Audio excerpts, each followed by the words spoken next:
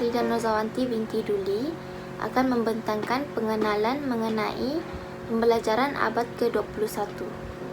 Kementerian Pelajaran Malaysia mendefinisikan pembelajaran abad ke-21 sebagai proses pembelajaran yang berpusatkan murid dan berteraskan komunikasi, kolaboratif, pemikiran kritis dan kreativiti serta aplikasi nilai murni dan etika. Terdapat beberapa ciri pembelajaran abad ke-21. Pertama sekali, komunikasi. Komunikasi ialah interaksi yang berlaku antara guru dengan murid, murid dengan murid, dan murid dengan bahan maupun bahan lisan ataupun bahan bukan lisan. Hal ini bertujuan untuk menyampaikan ilmu dan berkongsi pengetahuan dengan rakan. Yang kedua, kolaboratif. Kolaboratif ialah berlakunya kerjasama dan muafakat antara guru dengan murid dan murid dengan murid secara aktif dan menyeluruh. Hal ini bagi membolehkan pertukaran idea dan pertukaran pandangan di antara murid. Terdapat beberapa komponen dalam pembelajaran kolaboratif, iaitu tanggungjawab bersama, penglibatan seimbang, bertolak ansur, dan kerjasama.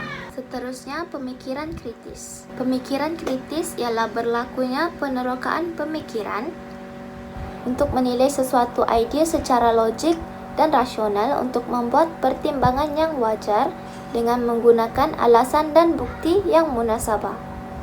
Antara komponen dalam pemikiran kritis ialah membuat keputusan yang berasas, mempunyai maklumat, bersikap ingin tahu, dan berfikiran terbuka. Selain itu, kreativiti.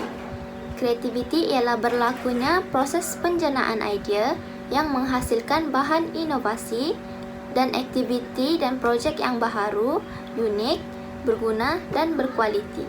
Antara komponen dalam pembelajaran kreativiti ialah berfikiran terbuka, berani mengambil risiko, berpandangan jauh, dan pemikiran terbuka. Akhir sekali, nilai murni dan etika. Nilai murni dan etika yang dimaksudkan ialah berlakunya penerapan dan pemupukan nilai murni dan etika ke arah pembentukan jati diri nasional mengikut acuan negara Malaysia. Assalamualaikum warahmatullahi wabarakatuh. Nama saya Izian Atira binti Abdul Rauf akan meneruskan pembentangan ini dengan tajuk kurikulum.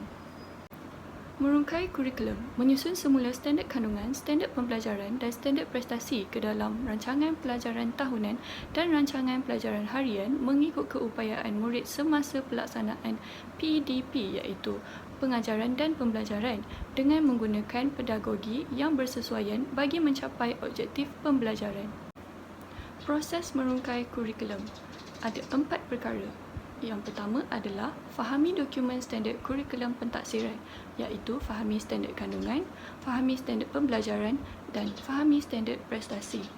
Perkara yang kedua adalah rancangan pelajaran tahunan. Pemetaan topik berdasarkan jumlah minggu dalam setahun. Yang ketiga, rancangan pelajaran harian, susun semula standard kandungan dan standard pembelajaran mengikut objektif dan strategi pengajaran dan pembelajaran, kaedah penilaian berdasarkan objektif. Yang keempat, pelaksanaan PDP dan pentaksiran. Contoh yang diberikan adalah dokumen standard kurikulum dan pentaksiran Bahasa Melayu tingkatan 2. Ianya mempunyai 3 standard. Yang pertama adalah standard kandungan. Penyataan spesifik tentang perkara yang murid patut ketahui dan boleh lakukan dalam sesuatu tempoh persekolahan merangkumi aspek pengetahuan, kemahiran dan nilai. Standard kedua adalah standard pembelajaran. Satu penetapan kriteria atau indikator kualiti pembelajaran dan pencapaian yang boleh diukur bagi setiap standard kandungan. Standard yang ketiga adalah standard prestasi.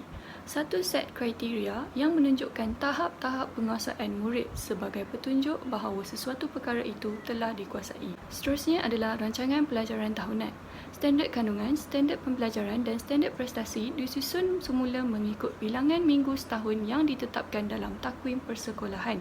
Pemetaan topik atau standard boleh secara linear atau modular mengikut kesesuaian. Pemetaan mempunyai 3 perkara, iaitu mengambil kira peruntukan masa bagi peperiksaan dalam sekolah, dan kedua, memilih strategi yang bersesuaian untuk membina kemahiran 4K1N. 4K bermaksud komunitif, kolaboratif, pemikiran kritis dan kreatif, dan 1N adalah nilai. Dan yang ketiga, mengaplikasikan kemahiran 4K1N. Seterusnya, rancangan pelajaran harian mempunyai 4 perkara juga. Yang pertama, membina objektif yang bersesuaian dengan standard pembelajaran. Yang kedua, memilih strategi dan aktiviti PDP bersesuaian dengan kebolehan atau keupayaan murid untuk mencapai sesuatu objektif. Yang ketiga, menentukan kaedah pentaksiran. Yang keempat, membuat refleksi selepas PDP untuk menentukan pencapaian objektif. Yang terakhir adalah peranan sekolah, yang dikenali sebagai pengetua atau guru besar atau guru penolong kanan. Peranan mereka adalah memastikan penyebaran maklumat yang tepat melalui mesyuarat kurikulum atau LDP atau PLC. Untuk pengetahuan, LDP adalah latihan dalam perkhidmatan dan PLC adalah Professional Learning Community. Peranan kedua adalah memastikan tahap pemahaman yang tinggi dalam kalangan GKMP atau KP, iaitu guru kanan mata pelajaran atau ketua panitia. Yang ketiga, melaksanakan intervensi kepada GKMP dan KP yang belum menguasai DSKP. Yang keempat, menjadi role model dalam aspek PDPC. Peranan guru kanan atau ketua panitia mata pelajaran. Yang pertama adalah menyediakan perancangan LDP atau PLC peringkat sekolah. Yang kedua, mengadakan LDP atau PLC kepada ahli-ahli panitia dan merekodkan aktiviti yang dijalankan.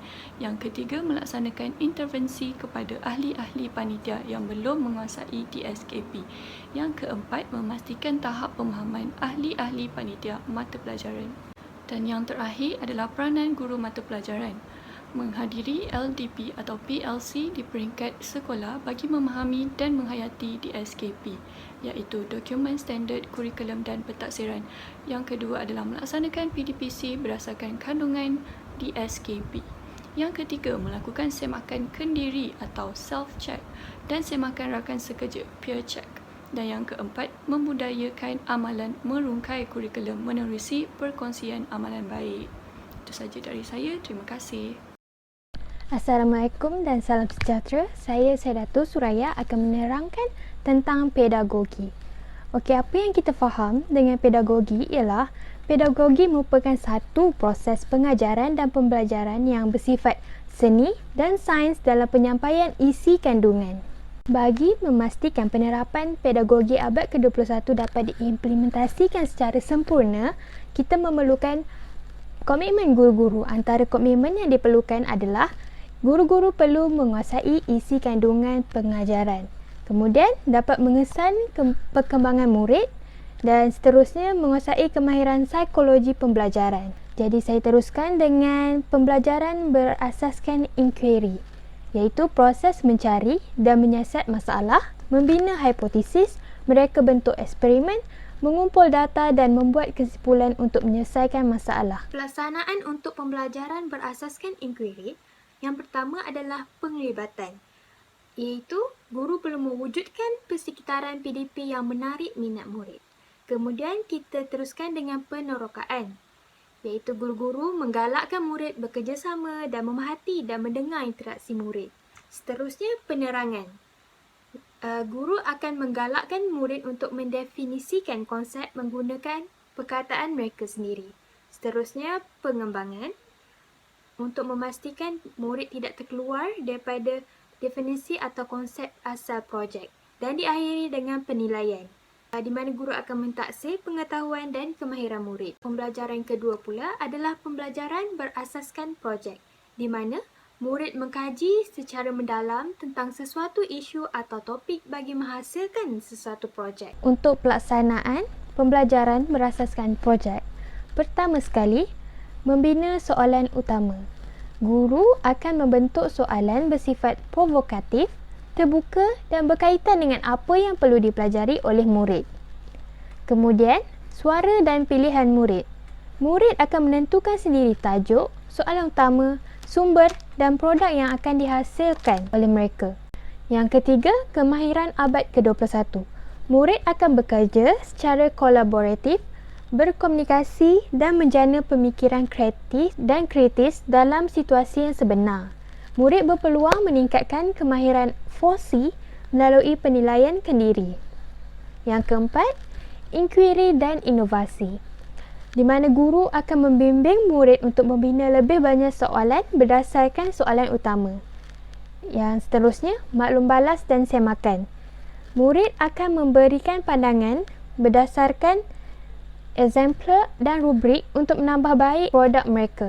Yang terakhir, pembentangan produk, di mana murid akan membentangkan produk yang telah mereka hasilkan. Pembelajaran yang seterusnya adalah pembelajaran berasaskan masalah. PDP yang mencabar pemikiran murid untuk menyelesaikan masalah berdasarkan situasi yang sebenar. Cara pelaksanaan pembelajaran berasaskan masalah yang pertama adalah penentuan masalah, di mana guru akan mengajukan satu soalan yang dapat mencabar minda murid. Kemudian, pemahaman masalah, di mana murid akan mengenal pasti dan memahami masalah tersebut. Yang ketiga, penyelesaian masalah, di mana ia akan mengaplikasikan kemahiran, prinsip dan teori kaedah penyelesaian masalah yang sesuai. Yang keempat, penilaian, di mana murid akan menyenarai dan menilai cadangan penyelesaian masalah.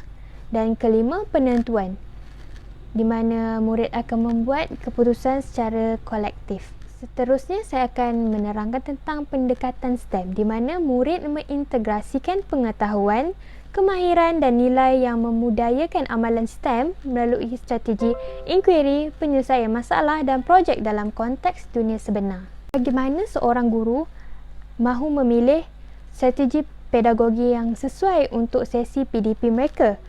Pertama sekali, kita perlu memahami objektif PDP supaya bersesuaian dengan objektif yang hendak dicapai dalam PDP. Seterusnya, memilih aktiviti. Guru perlu memilih aktiviti yang dapat memberi peluang kepada murid untuk mempraktiskan kemahiran 4K1N dan kebolehsanaan aktiviti, iaitu dari segi masa dan sumber. Yang terakhir, mengenali murid, di mana guru-guru perlu tahu apa minat murid dan keupayaan murid sendiri supaya dapat memilih strategi pedagogi yang bersesuaian dengan kelas tersebut. Antara aktiviti pendidikan abad ke-21 adalah Think, Pair, Share, di mana guru akan memberikan satu topik, kemudian murid berfikir sendiri dalam jangka masa yang tertentu. Apabila masa tamat, murid akan berkongsi idea dengan pasangan mereka atau kumpulan mereka, dan apabila masa yang diberikan tamat, murid akan berkongsi dengan satu kelas apa yang mereka dapat dalam sesi tersebut. Yang kedua, round table, di mana murid akan duduk dalam kumpulan dan guru akan mengemukakan satu topik. Secara bergilir, murid akan mencatat satu idea dalam kertas yang sama menggunakan pen yang sama. Dan pada akhir sekali, mereka akan melakukan pembentangan di dalam kelas. Yang terakhir, hot seat. Ini adalah aktiviti susulan selepas murid membuat kajian atau bacaan, di mana seorang murid akan dipilih untuk duduk di hadapan untuk menjadi pakar, dan pakar akan menjawab semua soalan yang diajukan oleh rakan kelas. Sekian daripada saya, terima kasih. Bismillahirrahmanirrahim. Assalamualaikum warahmatullahi wabarakatuh. Nama saya Nur Syamini binti Abdullah. Hari ini saya akan membentangkan mengenai pentaksiran. Yang pertama adalah sistem pentaksiran pendidikan kebangsaan SPPK. Berasaskan standard, fleksibel dan seimbang. Sistem itu juga dilaksanakan melalui peperiksaan pusat dan pentaksiran berasaskan sekolah dan ditetapkan oleh lembaga peperiksaan yang bersifat holistik. Seterusnya adalah pentaksiran berasaskan sekolah bersifat holistik dengan selaras dengan kehendak falsafah pendidikan kebangsaan yang menilai dari segi kognitif, aspek kognitif, afektif dan psikomotor. Cara pelaksanaan PBS adalah dengan fasa pertama, iaitu pada umur 9 tahun. PBS ini berfokuskan kepada elemen pembinaan kemahiran, pengetahuan dan sosial dan nilai murni. Seterusnya, pada pasca 9 tahun selepas itu, dia memfokuskan kepada elemen kecemerlangan berasaskan akademik. Seterusnya yang terakhir adalah pelaporan profil murid. Pelaporan profil murid diperlihatkan perkembangan dan pencapaian murid secara keseluruhan. Pelaporan ini berbentuk one page reporting, iaitu pelaporan yang ringkas, padat dan jelas. Pelaporan profil murid ini terbahagi kepada 4, iaitu sekolah, murid, guru dengan ibu bapa. Dan untuk sekolah pula adalah profil murid digunakan untuk membangunkan potensi dengan keupayaan murid. Manakala untuk bahagian murid pula, hal ini adalah untuk murid kenal diri dan untuk potensi untuk diperkembangkan. So, murid potensi yang ada pada diri murid dapat diperkembangkan. Selepas itu dengan adanya profil murid ini, murid tahu dengan jelas apa yang dikuasai oleh mereka. Seterusnya adalah untuk guru bagi mengenali potensi-potensi yang ada pada murid kita sendiri. Selain itu juga memberikan fokus dan maklum balas mengenai pembelajaran. Dan yang terakhir adalah ibu bapa. Profil murid ini yang digunakan adalah untuk mengetahui apa yang dikuasai oleh anak-anak mereka. Untuk memberi pengetahuan kepada ibu bapa mengenai potensi-potensi yang anak mereka ada. Seterusnya adalah pentaksiran bilik darjah. Pentaksiran bilik darjah dirancang, ditakbir, diperiksa, direkod, dilaporkan oleh guru sekolah. Perkembangan pembelajaran murid dalam PBD dinilai berdasarkan tahap penguasaan seseorang murid dengan menggunakan pendekatan pertimbangan profesional melalui pentaksiran formatif dan sumatif. Elemen utamanya seperti pengetahuan, input murid, tanggungjawab profesional dan pengalaman. Manakala yang terakhir adalah pentaksiran pusat, PP. Pentaksiran pusat pelengkap kepada pentaksiran bilik darjah. Pencapaian murid dalam mata pelajaran ditaksir secara sumatif untuk melihat penguasaan dan keupayaan intelek yang ada pada mereka. Pentaksiran tersebut dapat dilihat melalui tahap penguasaan mereka terhadap ujian, grade yang akan mereka dapat. Itu sahaja daripada saya. Sekian, terima kasih. Bismillahirrahmanirrahim. Assalamualaikum warahmatullahi wabarakatuh. Nama saya Puteri Nur Insyirah binti Muhammad Azhar dan saya akan menyambung pembentangan kumpulan kami dalam tajuk pentaksiran. Masih dalam tajuk pentaksiran. Okay, jadi selain daripada pentaksiran yang telah dinyatakan oleh rakan saya sebentar tadi, pembelajaran abad ke-21 juga mempunyai pentaksiran aktiviti jasmani, sukan dan co-curriculum atau lebih dikenali sebagai PAJSK. Okay, dalam PAJSK ini terdapat dua pentaksiran yang dilakukan. Yang pertama, pentaksiran co-curriculum dan yang kedua, ujian standard kecergasan fizikal kebangsaan atau lebih dikenali sebagai SEGA. Okay, jadi pertama kita akan tengok pentaksiran co-curriculum dulu. Okay, pentaksiran co-curriculum ini merangkumi aktiviti co-curriculum seperti kelab, persatuan, badan beruniform, sukan dan permainan dan juga extra-curriculum. Extra-curriculum ini adalah penyertaan atau penglibatan secara sukarela oleh pelajar sama ada di dalam sekolah ataupun di luar sekolah. Jadi pencapaian ini akan diukur berdasarkan purata skor markah dalam dua bidang terbaik co-curriculum ini dan akan dicampurkan markah tersebut dengan ekstra kurikulum untuk mendapatkan grade pencapaian murid. Okey, dan seterusnya adalah SEGA. Okey, jadi seperti yang kita tahu, SEGA adalah satu bateri ujian standard kecergasan fizikal untuk mengukur tahap kecergasan fizikal murid yang berumur antara 9 tahun hingga 17 tahun. Murid berkeperluan khas akan dikecualikan daripada pentaksiran SEGA ini. Jadi pencapaian murid akan dilaporkan berdasarkan tahap kecergasan fizikal dan juga indeks jisim badan. Jadi terdapat 5 komponen dalam SEGA. Yang pertama, indeks jisim badan. Yang kedua, ujian naik turun bangku yang akan dilakukan selama 3 minit. Yang ketiga, ujian tekan tubih bagi lelaki dan juga tekan tubih ubah suai bagi perempuan. Yang keempat, ujian ringkuk tubih separa dan yang kelima, ujian jangkauan melulu. Selain PAJSK, pembelajaran abad ke-21 juga mempunyai pentaksiran psikometrik. Pentaksiran psikometrik ini adalah salah satu kaedah sistematik untuk mengumpul maklumat yang dapat menggambarkan ciri, atribut atau trait psikologi murid.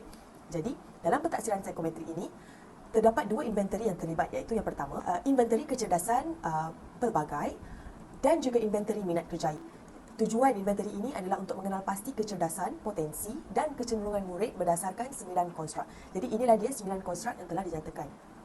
Dan yang seterusnya adalah inventari minat kerjaya. Jadi inventari ini akan dilakukan pada murid tingkatan 3 bagi mengenal pasti kecenderungan minat kerjaya murid berdasarkan 6 kod IMK.